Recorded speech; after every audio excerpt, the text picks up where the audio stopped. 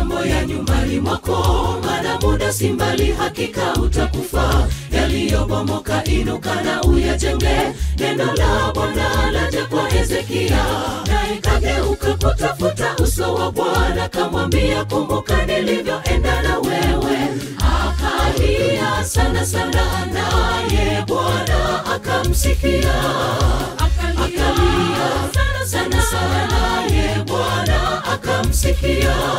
Haja zetu na zijulikane kwake, yeye ni muaminifu na wa haki. Moyo uliopondeka ndilo hitaji lake kwetu, zungumza naye tena kwa ujasiri. Uombe bila kuchoka, atasikia, atajibu kwa wakati. Haja zetu na zijulikane kwake, yeye ni muaminifu na wa haki. Moyo uliopondeka ndilo hitaji lake kwetu, zungumza naye tena kwa ujasiri. Uombe bila kuchoka, atasikia, atajibu kwa wakati.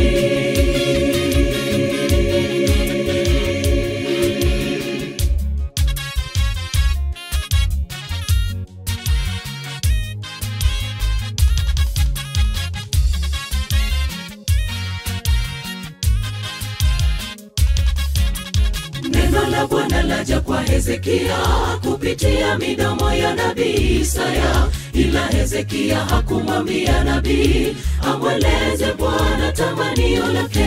Rafiki, hakuna awezaye kuombea haja za moyo wako kuliko wewe mwenyewe. Yu tayari kusikia maombi na kuzikuza imani zetu. Yu tayari kusikia ombi na kuzikuza imani zetu. Haja zetu na zijulikane kwake, yeye ni muaminifu na wa haki.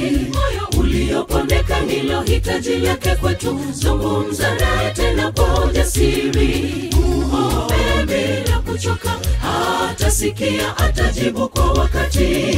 Haja zetu na zijulikane kwake, yeye ni muaminifu na wa haki. Moyo uliopondeka ndilo hitaji lake kwetu, zungumza naye tena kwa ujasiri. Uombe bila kuchoka, atasikia, atajibu kwa wakati. Haja zetu na zijulikane kwake, yeye ni muaminifu na wa haki. Moyo uliopondeka ndilo hitaji lake kwetu, zungumza naye tena kwa ujasiri. Uombe bila kuchoka, atasikia, atajibu kwa wakati. Haja zetu na zijulikane kwake, yeye ni muaminifu na wa haki. Moyo uliopondeka ndilo hitaji lake kwetu, zungumza naye tena kwa ujasiri. Uombe bila kuchoka, atasikia, atajibu kwa wakati.